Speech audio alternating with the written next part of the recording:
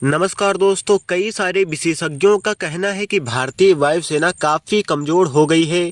क्योंकि मैं आपको बता दूं कि भारतीय वायुसेना के पास 42 स्क्वाड्रन तक फाइटर जेटों को रखने की क्षमता है, लेकिन भारतीय वायुसेना के पास मौजूदा समय में स्क्वाड्रन की संख्या 30 रह गई है।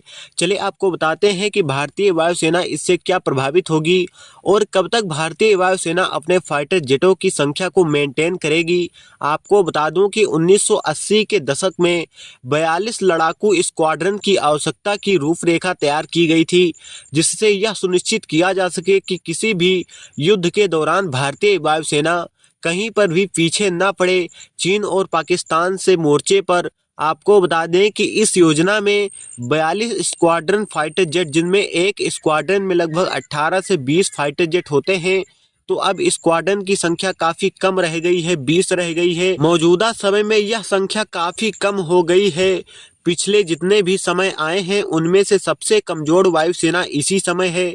आपको बता दूं कि भारतीय वायुसेना ज्यादातर स्वदेशी लड़ाकू विमानों को खरीदने पर ध्यान दे रही है, जबकि विशेषज्ञों का कहना है कि इस समय भारतीय वायुसेना कमजोर है, तो लगभग कुछ स्क्वाड्रन विदेशी फाइटर जेटों को खरीदना चाहिए, और वो भी advance fighter jet 5th generation जैसे कि Su-57 और F-35।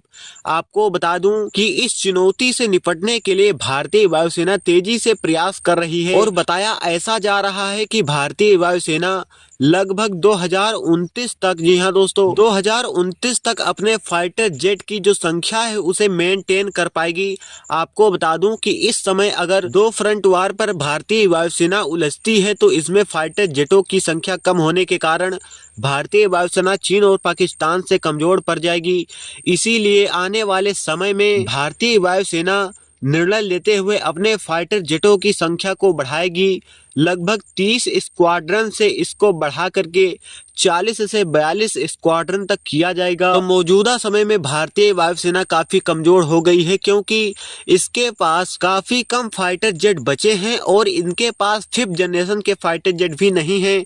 जबकि पाकिस्तान चीन से 5th जनरेशन के फाइटर जेट खरीद रहा है, और चीन ने अपने J-20 जैसे स्टेल्थ 5वीं पीढ़ी के लड़ाकू विमानों को बनाकर तैयार कर दिया है।